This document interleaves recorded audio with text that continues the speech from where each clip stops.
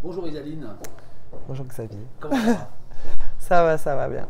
Et une bonne énergie sur ce week-end, donc ça fait du bien. On a hâte d'attaquer la suite. Un bon week-end. Deux Ouais. victoires face au Danemark-Israël, une défaite frustrante face à la Hongrie. Quel bilan tu tires de ces retrouvailles et puis de ce tournoi? Alors les retrouvailles, je pense que tout le monde était hyper content de se retrouver après une année un petit peu mi-figue, mi-raisin pour tout le monde, où on n'a pas forcément pu vivre pleinement dans les villes où on a évolué, mais il y avait une vraie envie de se retrouver, il y avait beaucoup de sourires et chaque jour, je pense qu'il y a quelque chose de supplémentaire qui s'est construit sur le terrain. Après, la défaite contre la Hongrie, oui, certes frustrante, mais pour moi, c'était juste 2-3 manques d'automatisme qui vont se régler parce qu'on s'est entraîné une semaine ensemble avant de pouvoir embrayer. Donc, je pense que le week-end prochain, on va déjà pouvoir élever notre niveau de jeu et j'ai vraiment confiance en cette équipe pour que le week-end prochain, on fasse un sans faute. À titre personnel, comment tu t'es senti, comment tu as vécu justement de ces retrouvailles avec les filles et puis ça y est, la compète de haut niveau, de très haut niveau? Moi, je l'ai hyper bien vécu. Je me sens, effectivement, je suis la doyenne de l'équipe, mais je le sens pas du tout comme ça. J'ai vécu beaucoup d'émotions sur ce week-end. Je me suis retrouvée. Ça faisait longtemps que j'attendais de revivre des émotions comme ça. Et c'était des émotions sincères.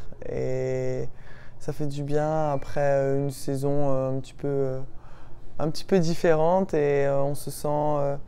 Rien qu'en termes de communication, on se connaît mieux, on a le eye contact avec la copine à côté, on sait ce qu'elle va faire, on sait qu'à ce moment-là, par exemple pour le bloc, sur un choix de bloc, on sait qu'elle est là, il n'y a même pas besoin, on se regarde juste, il n'y a même pas besoin d'hésiter ou de faire un choix à moitié, on sait qu'elle est là pour te supporter et qu'il n'y aura pas de problème là derrière. Donc ça c'est chouette. Qu'est-ce qui a, forte de ta grande expérience donc, en tant que doyenne, qu'est-ce qui, selon toi, a bien fonctionné sur les matchs que vous avez joués? Alors, ce qui a bien fonctionné, c'est la communication. Alors, il y a eu quelques moments sur des ballons un petit peu étranges. En fait, quand je parle de communication, c'est communication générale entre nous, entre le secteur avant, arrière, entre les bloqueuses.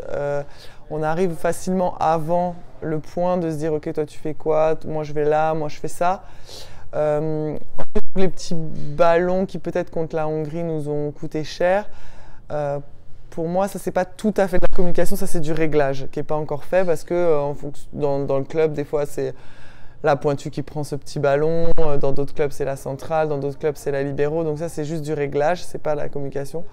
Et ça c'est hyper agréable parce qu'on arrive à se faire des retours après chaque action.